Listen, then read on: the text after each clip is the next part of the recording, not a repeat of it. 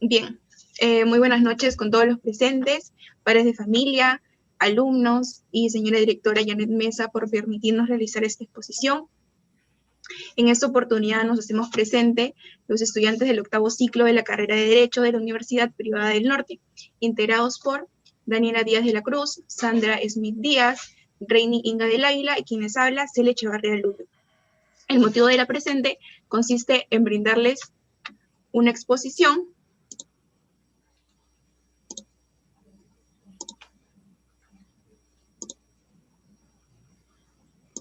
Ya, ahora sí. El motivo de la presente consiste en brindarles una exposición, una charla informativa sobre los temas de matrimonio y unión de hecho. Daremos a conocer los principales puntos de cada figura jurídica. Asimismo, al finalizar la exposición, haremos una ronda de preguntas por la plataforma Hakut. Remitiremos el link donde ustedes podrán acceder y poder responder las preguntas que hemos realizado para ustedes. También habrá premios. El que obtenga el mayor puntaje será premiado con una cuenta de Netflix de 4 pantallas por el periodo de un mes, y el segundo puesto se ganará un libro virtual que tiene como título It, del autor Stephen King.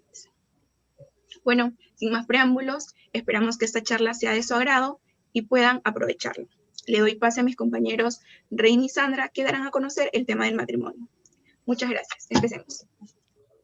Muchas gracias por el pase y la presentación. Buenas tardes con todos. Repetirles la gratitud por estar presentes aquí en la presentación de lo que es el matrimonio y unión de hecho.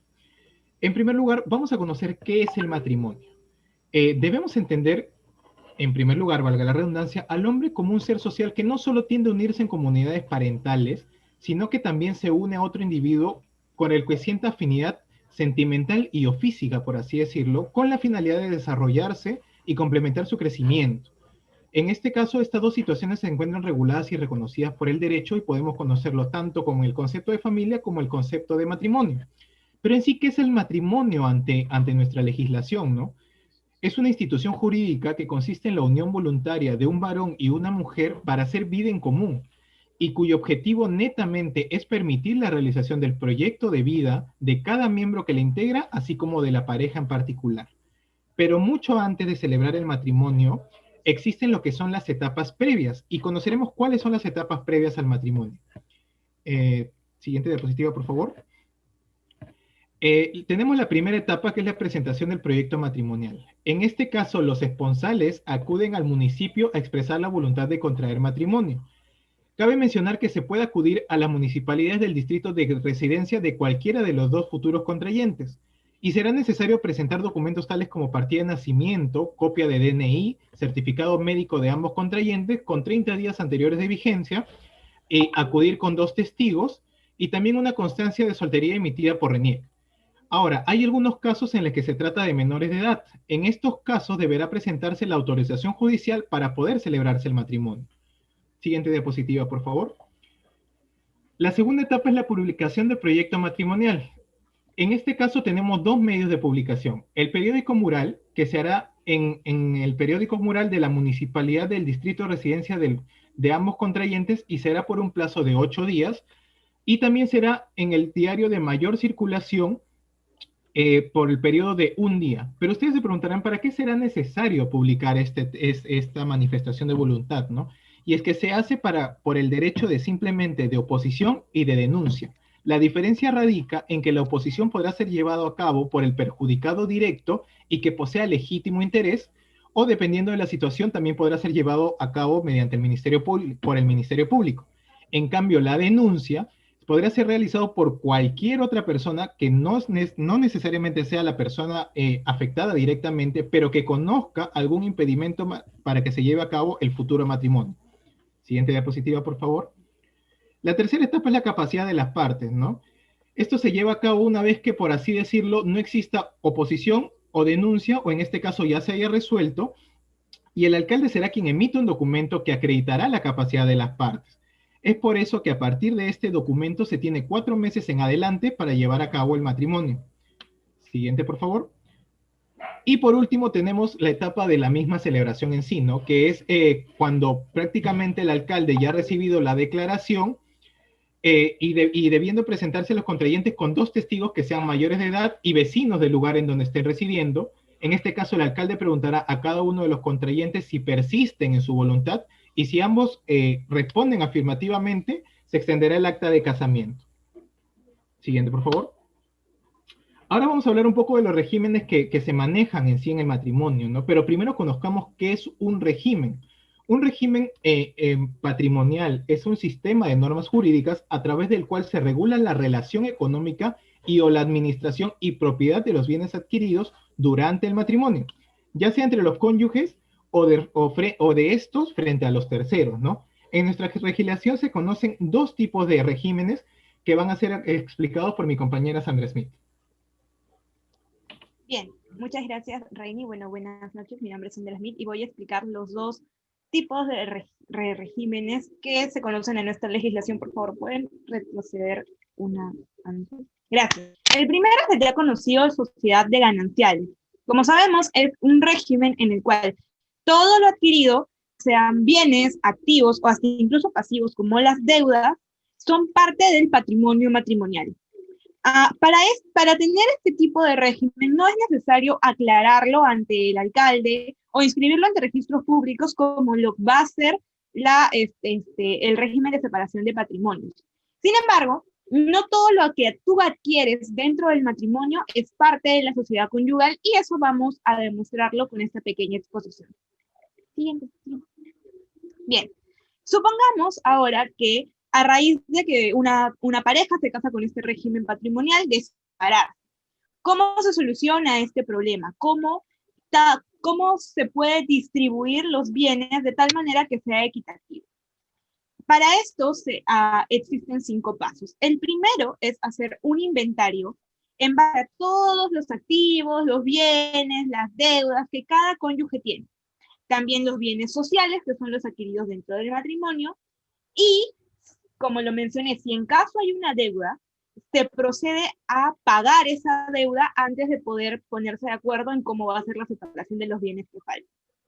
Se devuelven los bienes sociales también. Generalmente tienen un valor de 50% y 50%, pero esto va a depender de la causal del divorcio. Por ejemplo, si es un adulterio y este matrimonio tiene hijos y la madre queda con la patria potestad de los menores y tienen una casa que es producto de la sociedad conyugal, esta casa pasaría a quedarse con la madre debido a la carga familiar que tiene y porque ella es la que se está haciendo responsable de los hijos. Siguiente diapositiva, por favor. Sin embargo, como les había mencionado, hay excepciones a la norma para que todo lo que compres o adquieras dentro del matrimonio sea parte del mismo. Por ejemplo, la ropa que uno usa no entra a ser parte del patrimonio matrimonial. Una renta o un interés producido por un bien que ha generado ganancias, por ejemplo. Hasta inclusive la herencia no viene a ser parte del patrimonio matrimonial. Sin embargo, se tiene que preguntar al otro cónyuge si se puede rechazar esta herencia. ¿Por qué? Porque es muy probable que esta herencia produzca frutos que puedan aumentar el patrimonio matrimonial. Y si ustedes la rechazan sin haber preguntado al cónyuge, afectaría el patrimonio matrimonial y de toda la familia que ustedes estén concretizando con sus cónyuges. Siguiente. Ahora hablemos de la llamada separación de patrimonio. Comúnmente es conocido como vienes con tus cosas, te vas con propias cosas. Cada cónyuge en este caso va a conservar la propiedad, la disposición y también la administración de todos los bienes. Y también esto se va a aplicar para bienes que tienes antes del matrimonio y los que adquieras dentro del matrimonio. Ahora, esto es importante, este régimen tiene una característica muy especial, porque si tú quieres adquirir este régimen para tu matrimonio, tienes que inscribirlo ante registros públicos y también tienes que avisar al alcalde que vas a hacer este procedimiento. ¿Qué es lo bueno de estar dentro de este régimen? Esto va a evitar que la deuda de tu cónyuge tengas que pagarla tú, lo cual no pasa en la sociedad de gananciales, porque para eso, si tu cónyuge tiene una deuda y no puede pagarla, tú estás obligado a pagar la misma. Sin embargo, con la separación de patrimonios, si tu cónyuge no puede pagar la deuda, sigue siendo asunto de ese cónyuge. El otro cónyuge no tiene que verse. Esto también está en el artículo 328 del Código Civil y no va a tener que verse afectado el patrimonio del cónyuge que no ha tenido nada que ver con la deuda. Ok, siguiente. Bien, ahora,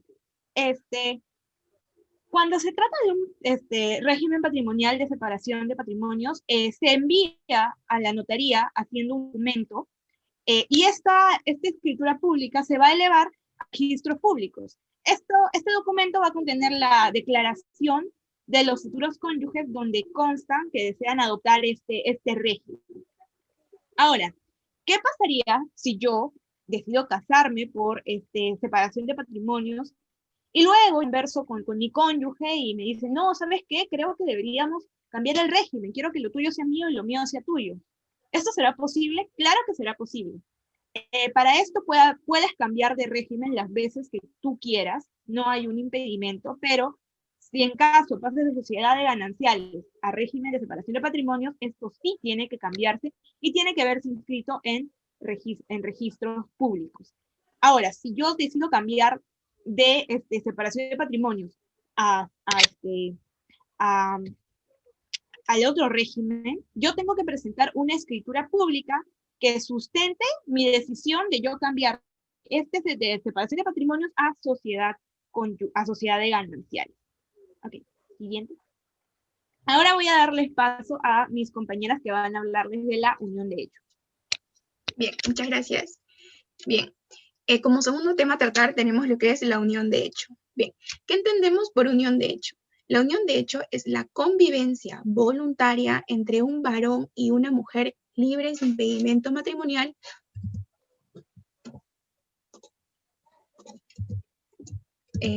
libres de impedimento matrimonial que tiene como finalidad hacer vida en común y se le otorguen los mismos derechos y deberes que la institución jurídica del matrimonio. Como sabemos, estas dos figuras jurídicas, si bien es cierto, son muy parecidas, pero no tienen la misma regulación. Es decir, nuestra ley no las toma en cuenta de la misma manera. ¿Cuáles son los requisitos para que una pareja pueda formalizar, regularizar su unión de hecho? El primero es la convivencia entre un varón y una mujer. Si bien es cierto, en nuestro país y en el mundo existen parejas del mismo sexo, las parejas homosexuales, que exigen tener los mismos derechos que una pareja heterosexual. Sin embargo, en nuestra ley no existe norma alguna que las ampare, pero sí protege a las familias homoparentales. Un ejemplo de ello es el bono que se le otorgó a aquellas familias homoparentales que perdieron la vida en el ejercicio de su función. Estamos hablando del doctor, del enfermero o del técnico, ahora en tiempos de pandemia. Entonces, ahí nos damos cuenta que de una u otra manera las protege, ¿verdad? Protege a estas familias. No las ampara, pero sí las protege. Sin embargo, para que se cumpla este requisito, se exige necesariamente que dentro de la pareja exista una persona del género masculino y la otra del género femenino. El segundo requisito es la temporalidad y permanencia. Para que la unión de hecho tenga validez y reconocimiento, se exige que exista una relación de 2 años como mínimo de manera continua. ¿Por qué continua? Porque no se van a permitir relaciones pasajeras, circunstanciales u ocasionales, que si bien es cierto, pueden existir rupturas, pero seguidas de una pronta reconciliación, para que de esta manera no se afecte el carácter de continuo y permanente. Como tercer requisito tenemos la libertad de impedimento matrimonial.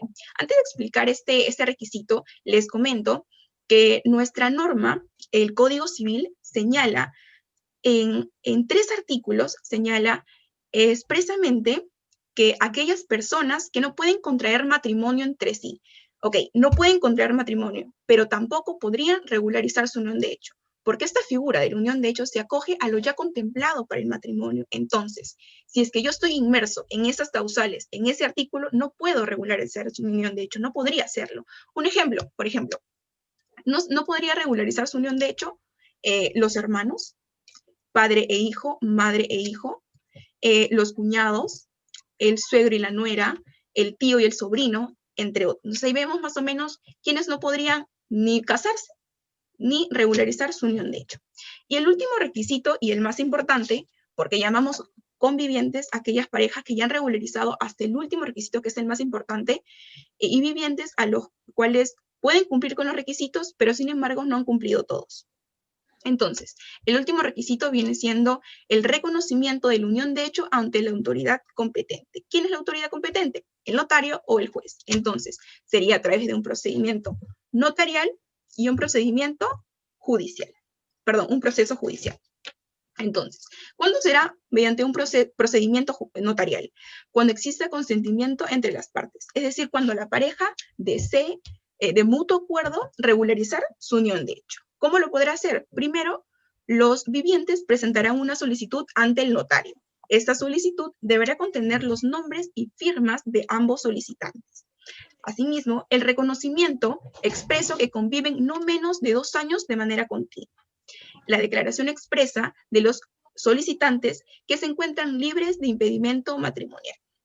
Asimismo, también el certificado domiciliario de los solicitantes. El certificado negativo, de hecho, tanto del varón como de la mujer, expedido por el registro personal de la oficina registral de donde domicilian los solicitantes. Y por último, la declaración de 2 testigos como mínimo, indicando que los solicitantes conviven 2 años como mínimo de manera continua. Bien, segundo, una vez presentada dicha solicitud, el notario mandará a publicar esta solicitud ante el diario oficial El Peruano u otro de mayor circulación. Tercero, transcurrido esos 15 días de haber publicado dicha solicitud, el notario extenderá la escritura pública con la declaración expresa del reconocimiento de la unión de hecho y remitirá a las partes al registro personal del lugar donde domicilian los solicitantes. En caso de oposición, el notario remitirá los actuados ante el juez, es decir, ya se tendrá que realizar ante un proceso judicial. Ahora, la siguiente vía para tú poder regularizar tu unión de hecho es el proceso judicial. ¿Cuándo se podrá realizar? De igual manera, cuando exista consentimiento entre las partes, ya va a depender de la pareja en sí en base al costo y la duración del proceso o procedimiento según sea el caso.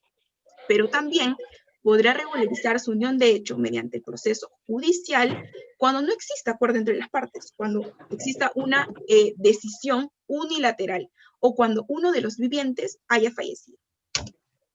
Algunos de los problemas de acudir a esta vía, que es la vía judicial, es la duración. La duración porque obviamente mediante un proceso judicial demora más, ya que estamos ante un proceso de conocimiento. Bien, ¿cuál es la clasificación de la unión de hecho? Tenemos unión de hecho impropia y unión de hecho impropia. ¿Cuándo será unión de hecho impropia? Cuando no se cumple con todos los elementos o requisitos para su reconocimiento formal. Es decir, cuando alguna de las 2 personas tiene impedimento para contraer matrimonio. Y también, por ende, impedimento para regularizar su unión de hecho. Y la unión de hecho propia, cuando se cumple con todos los requisitos para surgir efectos jurídicos. Es esta figura que daremos a conocer hasta culminar la exposición. Eso es todo por mi parte. Continuamos. Buenas noches. Continuando con la exposición de nuestra compañera Celia, si bien es cierto, la unión de hecho presenta 2 vertientes. La primera de ellas es los derechos que presenta esa figura y los derechos que no. Derechos que a comparación de la figura matrimonial sí cuentan. Como pueden apreciar en las diapositivas, tenemos la primera columna que dice derechos que tienen los convivientes. El primer derecho de ellos es el derecho de heredad, también conocido como el derecho sucesorio. Bien, este derecho fue un tanto cuestionable porque cuando se propuso la disposición de este derecho, el Estado y la sociedad se cuestionaba, ¿no? ¿Por qué se le va a otorgar esta figura a los convivientes, ya que de una u otra manera se le quita ciertas bondades al matrimonio? Cabe precisar que es ya a facultad o a decisión de la pareja optar por cualquiera de estas 2 figuras, y ello va a depender casi en su totalidad de qué manera quisieran constituir su patrimonio. Ahora, como segundo derecho tenemos el derecho al régimen de la sociedad de bienes. Sociedad de bienes para la unión de hecho y sociedades gananciales para el matrimonio. el concepto, los requisitos y la forma es la misma. Lo único que va a cambiar en esta parte del derecho es la denominación de esta sociedad, de este régimen. Esto es un derecho declarativo. ¿Por qué? Porque se entiende que una vez formalizada la unión de hecho, tanto las deudas como los bienes que han sido adquiridos dentro del periodo convivencial, se presume, se entiende que le pertenece a ambos convivientes. Como tercer derecho tenemos el derecho a la pensión de viudez. Este derecho también era un derecho inherente a lo que es el matrimonio. Entonces, aplicando el concepto y la forma de este derecho, entendemos de que esto era que al cónyuge supérstite o al cónyuge, este cónyuge iba a adquirir en un porcentaje determinado cierta cantidad que el cónyuge fallecido haya aportado durante su vida laboral, durante su tiempo de servicio. Entonces, a favor de el cónyuge sobreviviente o conviviente, que es propiamente en esta figura, se iba a adquirir este derecho. Después tenemos el derecho al seguro social. Ahora, actualmente, hay una ley que se denomina Ley de Modernización de Seguridad Social en la Salud.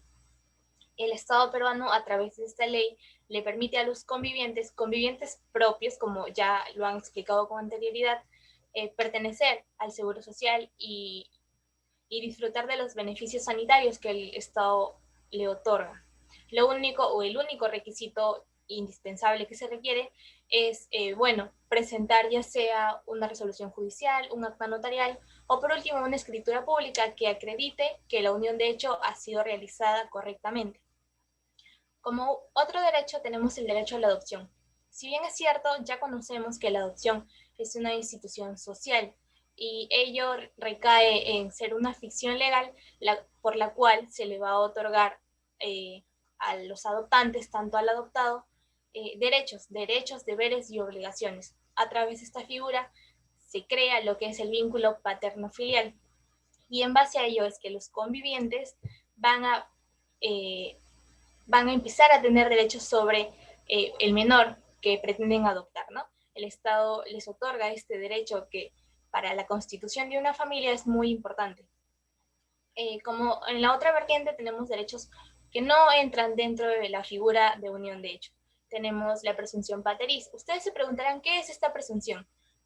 Un niño que nace dentro de un matrimonio se presume ser del marido. Sin embargo, en la figura convivencial, en la figura de la unión de hecho, no existe esta presunción. Lo que se debe hacer es acudir al Registro Nacional de Identidad y efectivamente reconocerlo como hijo del marido, o que el marido cumpla con reconocer al menor.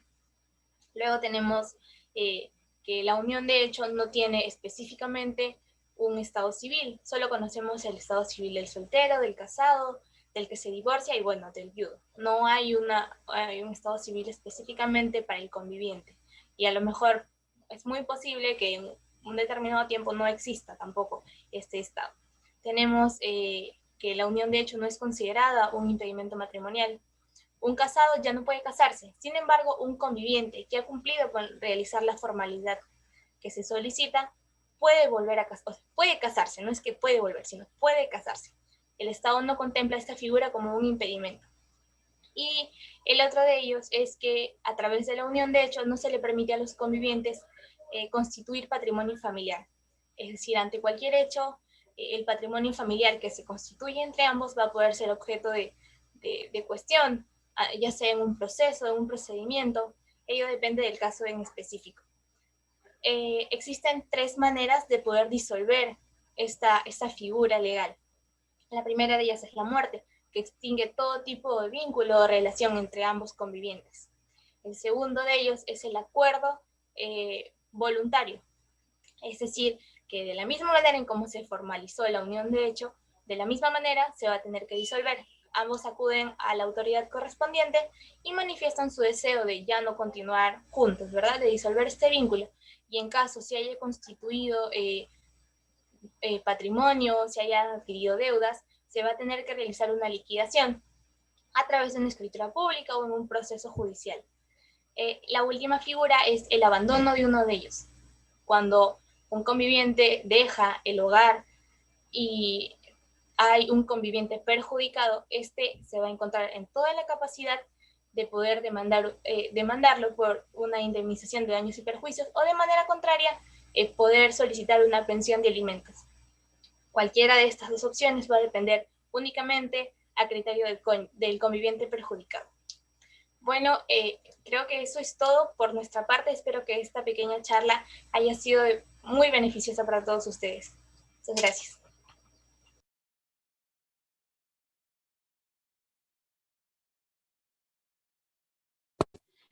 También queremos dar un agradecimiento a la directora Janet. Muchas gracias por prestarnos este espacio para poder comunicar lo que queríamos dar a conocer sobre el matrimonio y la unión de hechos, que son temas muy controvertidos en la actualidad.